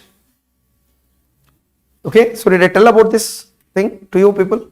Yes. So what did I say? Remember this? Okay, Gandhi's view towards Indian society, I think in post-independent India, I think I've told about this. View about Indian society is like Karan Johar's view on Indian family, sir. Okay, तो वैसा कहीं family रहता भी नहीं है, था भी नहीं, रहेगा भी नहीं. Okay, but Gandhi's view also on Indian villages is similar to Karan Johar's view on Indian family, sir. Whereas the reality of Indian village is gangs of Wasseypur. Okay, वहां पे रियलिटी कुछ और था, लेकिन ये आदमी को okay, so सब प्रोग्रेस, कल्चरल प्रिजर्वेशन ये सब दिखता था Gandhi. Okay, so but leave it me. Now, let's, so I think you have understood the society of India. So I told just about patriarchy, but in the patriarchy, there is practice of sati, polygamy. Then along with that, widow remarriage is not permitted. Okay, then along with that, there is also some practices of slavery also are present in India. Okay, so slavery practice is also present in 18th century India. There is this Dasi system. Okay, Dasi or Dasyu system, it is called as, this is a form of slavery. So this way, slavery is there. Devadasi system is there. Then along with that, there is social evils like polygamy. Then sati practice is there. Absence of widow remarriage, child marriage. So ऐसा बहुत social evils थे sir Indian society में. तो ये सब social evils थे उसके साथ साथ में. Okay, so these are the main issues with respect to the Indian society. Now, Indian society, it looks like a very ignorant society at this point of time, sir. Except for the skill-based learning. Okay, so more or less Indian society looks like a static and ignorant society, sir. Indian society looks like a static and ignorant society, and the Indian polity is also okay, polity which is based on or decentralized polity, sir. हमारा polity भी decentralized था, weak था. So similarly, society also is ignorant and okay, it is also called as a static society. But at the same time, this social backwardness, political decentralization, they were combined with okay, in fact, brilliant economic progress in 18th century India, sir. Okay, so we were very rich, but we were rich fools. Okay, I am not using the word fool. Okay, rich, ignorant people. Okay, then along with that, we were also politically very weak, sir. Okay, politically weak, rich people. Okay, and the people who are very ignorant, usually what will happen is, okay, so for these kind of people, usually there will be looting of the country, sir. Because you are politically weak, then along with that you are ignorant in your mind, but economically you are very strong, sir. And the economic strength of India, one is, I told about India's manufacturing. I told that out of every 3 goods which are being produced in the world, 1 good is being produced in India. So 1/3 of the global manufacturing used to occur in India, sir. Now, apart from the 1/3 of global manufacturing, one more important thing about India at this point of time is, look at the position of India, sir. Okay, India has a very long coastline and it is also present at the center of Indian Ocean region, sir.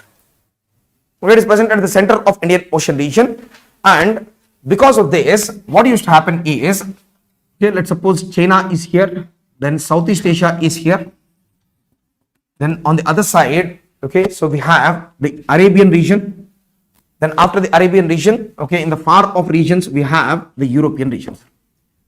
Yes or no? Okay, so even by 18th century also, there were no ships which could travel directly from Europe to China, sir. There were no ships on the Chinese side also which could travel without any stop till Arabian Peninsula, sir. So because of this dominant position of India in the Indian Ocean region, whatever global commerce used to happen, first and foremost, it used to touch the Indian shores. From the Indian shores, it used to be re-exported to the other regions of the world, sir. कहीं पे भी product आ जाइए, because 2 important global poles of trade at this point of time are China, Southeast Asia on one side, and on the side or one other side are Europe and Arabia. But these 2 junctions, they could trade with each other through sea only with the mediation of India, sir. Without the mediation of India, this trade is not possible. समझ में आ रहा है आप लोगों को? ठीक में समझ में आ रहा है आपको? Yes, so please try to understand. India's position in Indian Ocean region is a dominant position. So because of this dominant position of India, what used to happen is, okay, India used to play the role of port of exchange. हमारा क्या काम क्या था? We used to work as port of exchange. So this port of exchange is also called as entry port, sir. इसको हम लोग entry port भी बोलते हैं, ENTRE, entry port. इसको entry port भी बोलते हैं हम लोग. So entry port or port of exchange is in fact a situation where the goods are being exchanged in India and they are being re-exported from India to the other parts of the world, sir. Okay, so and in fact for the Chinese merchants, reaching out to Arabian Peninsula is too risky, sir. Understand this. So what those people used to do is they used to come till India, they used to sell their goods in India, sir.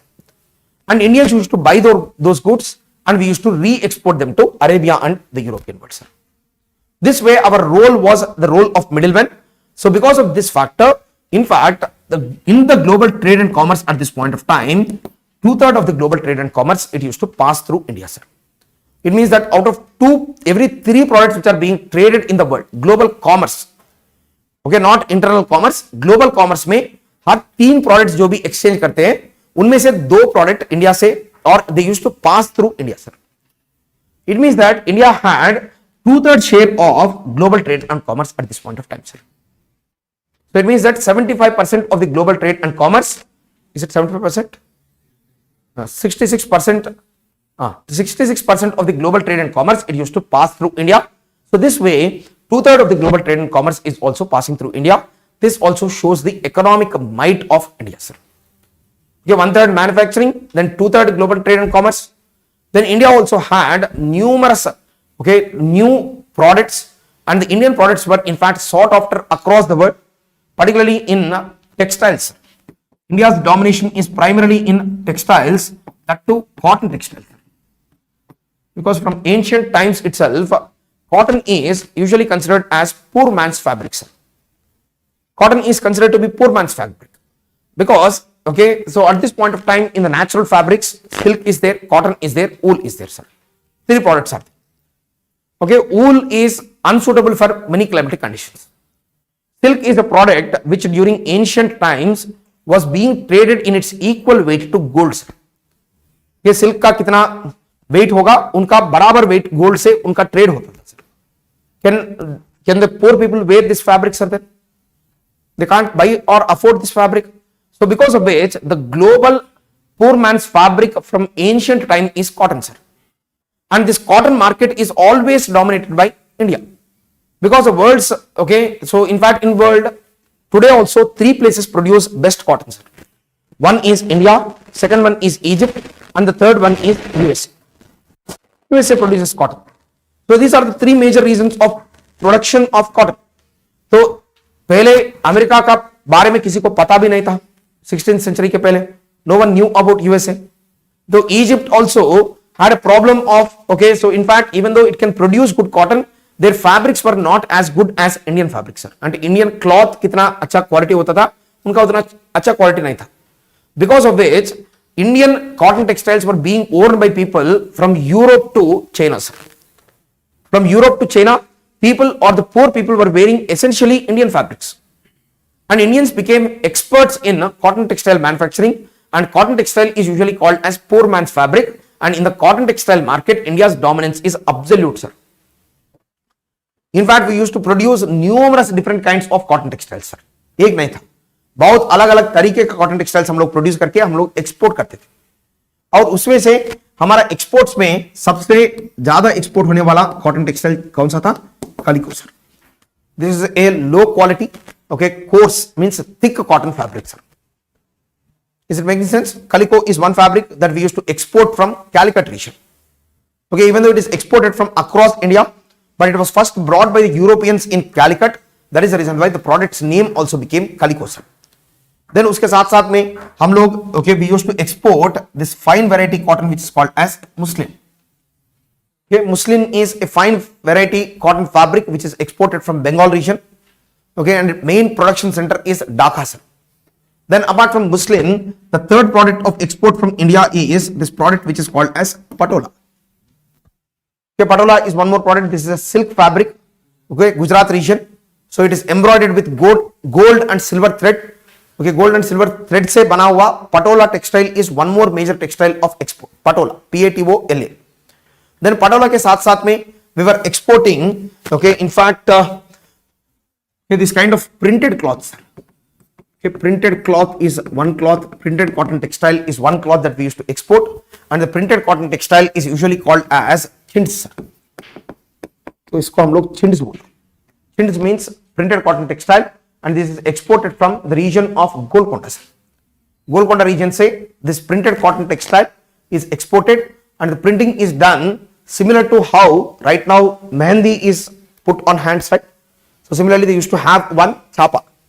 Okay, and this chappa they used to immerse in ink, take it out and then print on cloth, sir. ऐसा printed cotton textile जो भी होता है उसको हम लोग chintz बोलते हैं.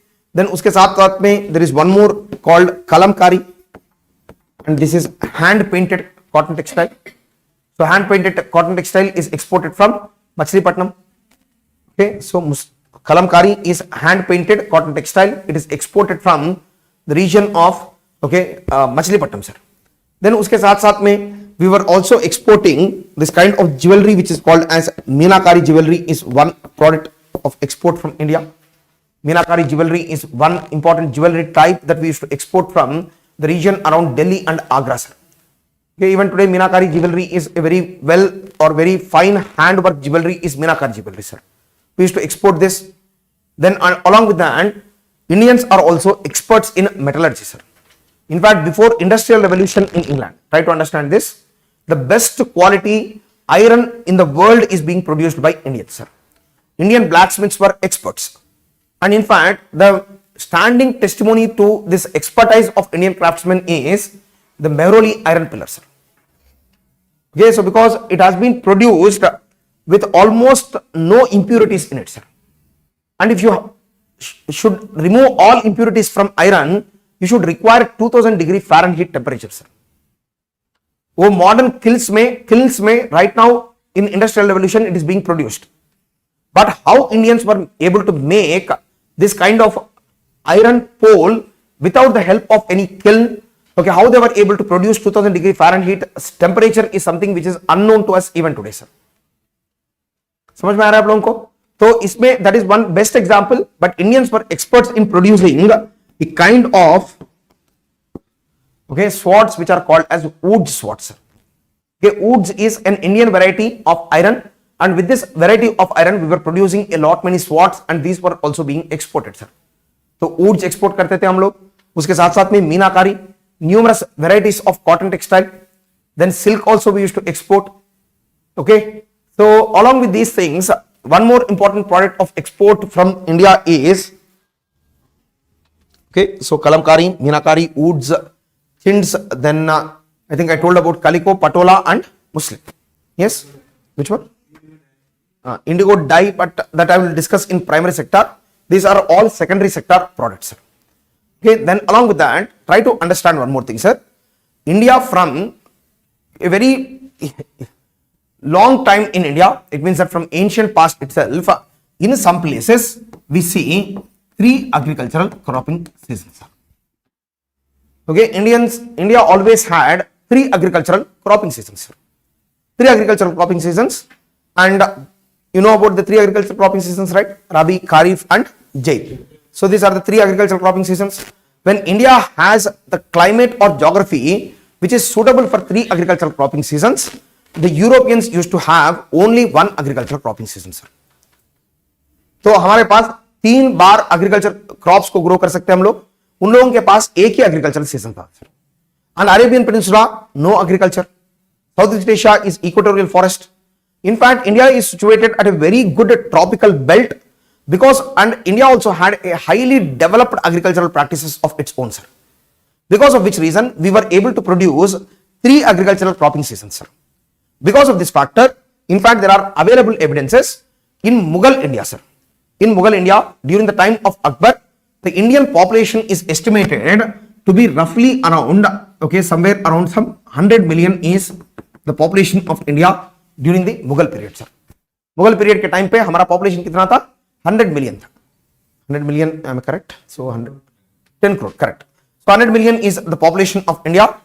When our population is 100 million, at the same time, the entire population of Europe was just 40 million, sir. Okay, so Europe में सब कंट्रीज मिलके उन लोगों का पॉपुलेशन कितना था? 40 मिलियन था. लेकिन हमारा पॉपुलेशन कितना था? 100 million. In Akbar's India, India's population is 100 million, sir. Okay, so it means that the agriculture of the country is able to support a large population. If there is no food, can so many people survive in the country, sir? It's not possible. पूरा Europe मिलके 40 million थे, हमारे पास तो 100 million, Akbar के time पे ही हमारा population 100 million था, sir. So these 3 agricultural cropping seasons, they were able to support a large population, and apart from supporting this large population, we are also exporting numerous agriculture products to the Western world, sir. समझ लीजिए, हमारा खाने के बाद, इतना लोग खाने के बाद भी कुछ बच जाते थे, and this is what we used to export to the outside world, sir.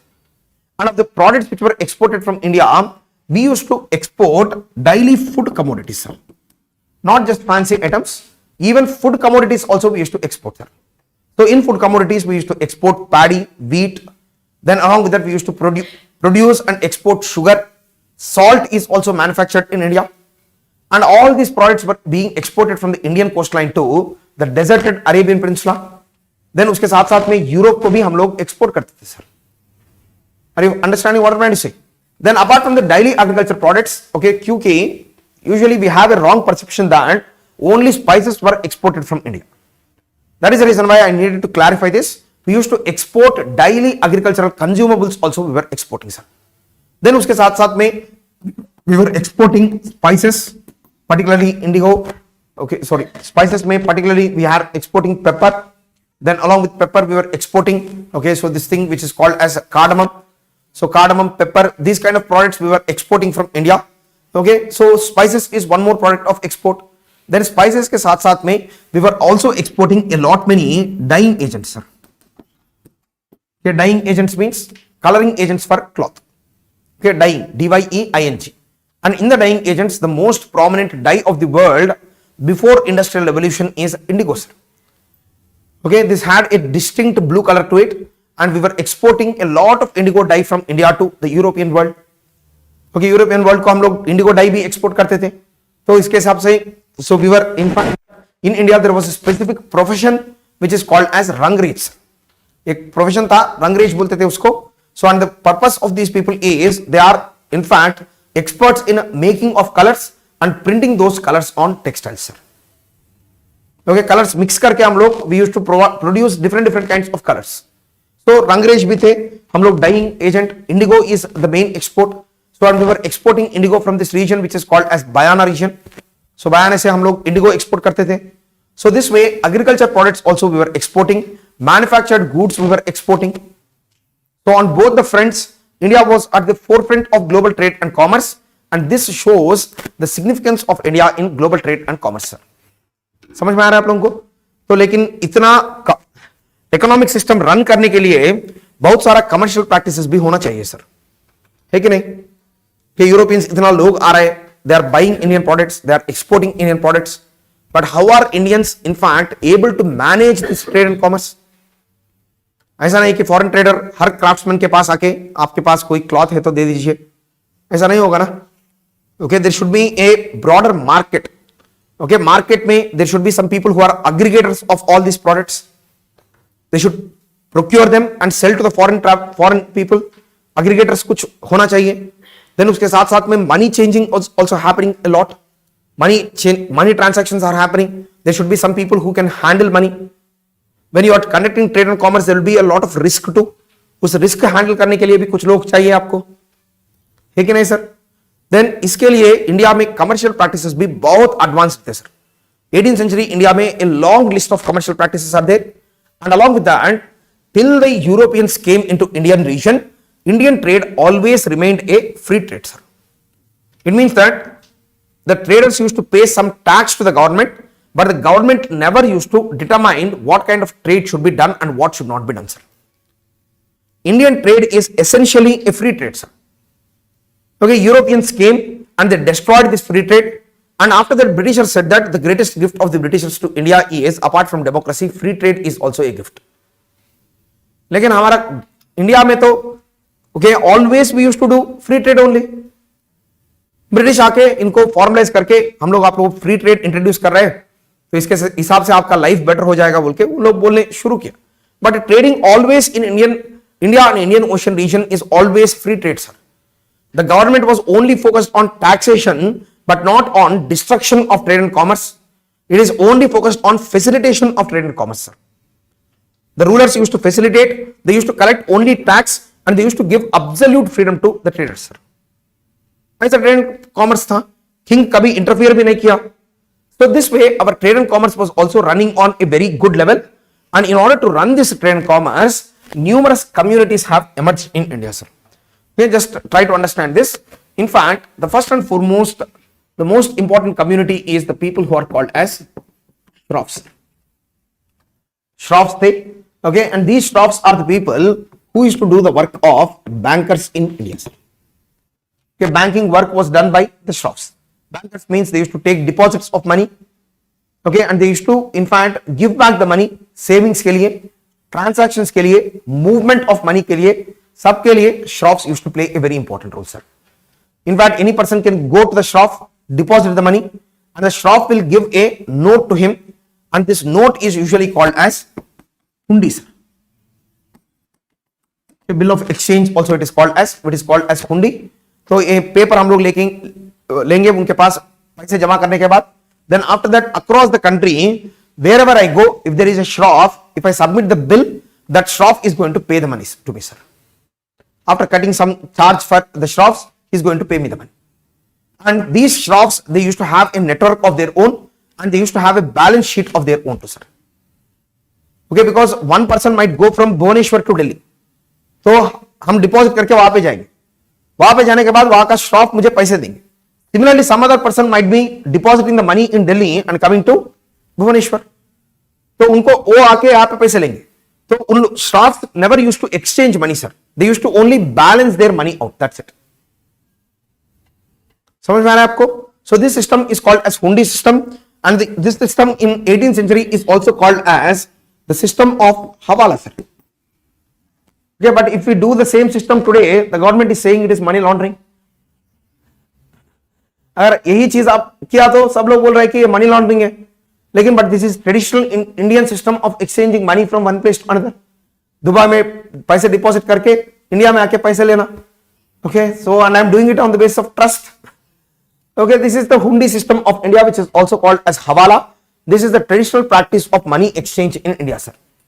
उसके साथ साथ में in India there used to be people who used to provide the services of logistics services. Logistics services means I as a trader am able to buy goods, but transporting the goods is a very risky thing, because India always had this prominent groups which are called as dacoits. Okay, so हम लोग by करते हैं, लेकिन यहां से दूसरी जगह goods लेके जाने में बहुत रिस्क है.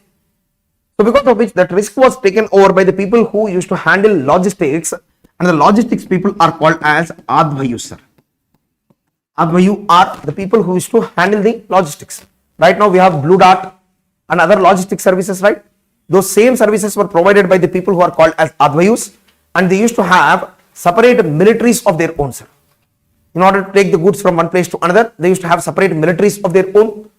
Then along with advayus, there are also people who used to handle the logistics of grains, and the people who handle the logistics of grains are called as banjaras. Banjaras are the people who used to handle the logistics of grains are handled by banjar. Okay, logistics means what? Moving goods from one place to another. Transportation. Okay, transportation or moving goods from one place to another is called as logistics. That was done by banjaras. Okay, then उसके साथ साथ में India also had a proper insurance system of its own, and the insurance system is called as avak, sir. Avak is the insurance. Okay, then along with that, insurance means because trade is risky, you can insure yourself. There are insurance companies too. Okay, then avak के साथ साथ में there is one more important practice which is called as shaja. Is one practice. Shaja means partnership, because the traders single trader might not have the capacity to trade, because of which groups of traders used to sign a partnership agreement, and the partnership agreement is called as shaja, sir. Then along with that, India also had a working practice of dak chowki, sir. Dak chowki is postal system. Okay, we had a postal system proper. Then उसके साथ साथ में we had this shaja practice. Avak is there, banjaras are there, then advayus are there, then shroffs are there. All of these people used to help or facilitate trade and commerce, sir. But apart from these people, the most important one more community that is present is the people who are called as dalals, sir. Okay, the dalals were there, or dalal, or it is also called as vyapari, sir. Vyapari or dalal is one more important community which is present in India. So these are the people who used to, in fact, they provided aggregator services, sir. Aggregator services means what? Collection, Okay, and distribution is aggregation. Aggregation service means what? You are able to collect the goods from different manufacturers. Then after that you are going to distribute it among the different people. Then it is called as aggregator services, sir. Huh? So, Food Corporation of India. Yes. Okay, it is also an aggregator service provider. So aggregators means these people, what they used to do is they used to run a system for the Europeans which is called as Dadni system, sir. Okay, Dadni is one system that they used to run, and this Dadni system mein kya hota tha? They used to take some advances from the Europeans, sir. Some money as advance. Let's suppose a European wants 1000 muslin cloths. Okay, 1000 muslin cloth चाहिए उनको.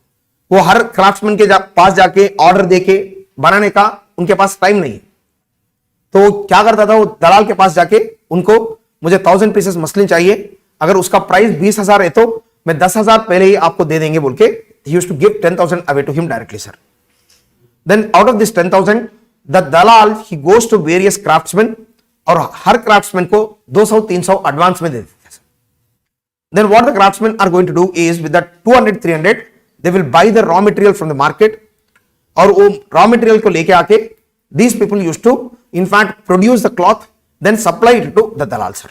Then the dalal used to finally take all these goods together and used to after some time used to give all these goods directly to the Europeans, sir. Okay, इसको aggregator service बोल सकते हैं ना हम लोग. Yes.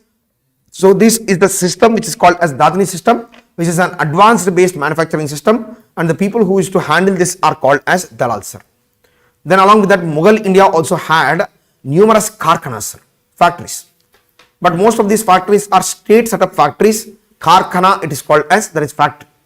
So karkhanas were also present. Okay, then dalals were there, Dadni system is there. Then uske saath saath mein Advayus, Banjaras, Avak system. So this way India had a highly developed commercial system of its own too. And this is very, very important, sir. The products which are produced in India. Then along with that, the commercial practices that we used to have, both of these sections are very important for us from the exam point of view, sir. So on this note, shall we take a break for some time? Yes. So highly required. So आधा घंटा का break ले लीजिए, तो उसके बाद में हम लोग कंटिन्यू करेंगे. Okay, so किसी को कुछ particularly with respect to the pace of the class, if you have some issue, please feel free to ask me again when I was explaining a particular topic. अगर आपको which one? Avak is insurance system. K, AWAK. Okay, AWAK is the spelling of the system. Avak it is called as. Okay, so take a break, sir.